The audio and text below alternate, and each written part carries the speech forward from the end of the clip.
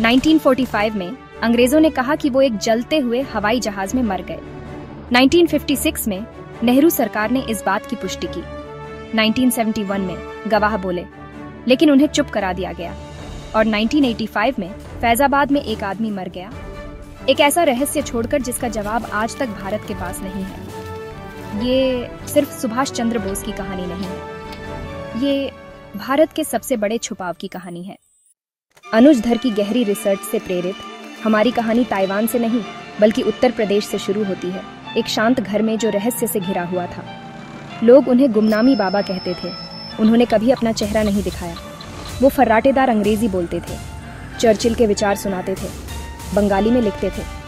उनकी लिखावट बिल्कुल बोस जैसी। उनका सामान टाइपराइटर, पेन, जर्मन दूरबीन, INA मेडल, यहाँ तक कि नेताजी कोड नाम से हस्ताक्षरित पत्र भी। फिर भी किसी ने उन्हें वो नाम लेने की हिम्मत नहीं की। अनुज धर खुफिया फाइलों को खंगालते और सरकारी झूठ पर सवाल उठाते हुए ऐसे पैटर्न मिले जिन्हें नजरअंदाज करना मुश्किल था। गुमनामी बाबा की जासूसी करने के लिए खुफिया अधिकारी क्यों भेजे गए थे? उन्हें INA के पुराने सिपाहियों से चिट्ठियां क्यों मिलती थीं? उनकी निजी चीजें पुलिस की निगरानी में बंद संदूकों में क्यों रखी गईं? उनकी मृत्यु के बाद भी।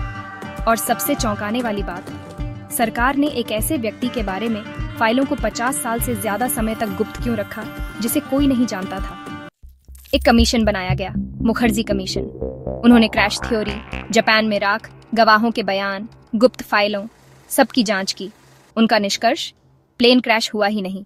फिर भी सरकार ने रिपोर्ट को खारिज कर दिया। क्यों? वो किसकी रक्षा कर रहे हैं? या वो कौन सी सच्चाई छुपा रहे हैं?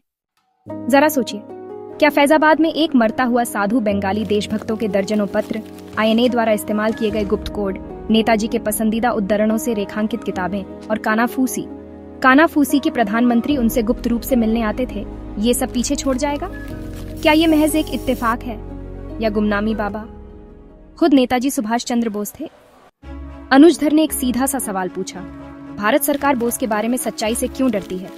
और शायद, सिर्फ शायद, ऐसा इसलिए है क्योंकि सच्चाई में इतिहास को फिर से लिखने की ताकत होती है। सिर्फ एक आदमी के बारे में नहीं, बल्कि सत्ता के बारे में, विश्वासघात के बारे में और एक आजाद भारत के बारे में जिसे पूरी कहानी कभी नहीं बताई गई। कुछ लोग कहते हैं कि नेताजी 1945 में मर गए। दूसरे कहते हैं कि वो अपने ही देश में एक भूत की तरह जीते रहे।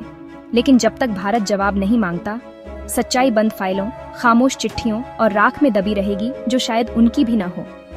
ये एक हीरो की विरासत है। ये भारत का सबसे बड़ा छुपाव है।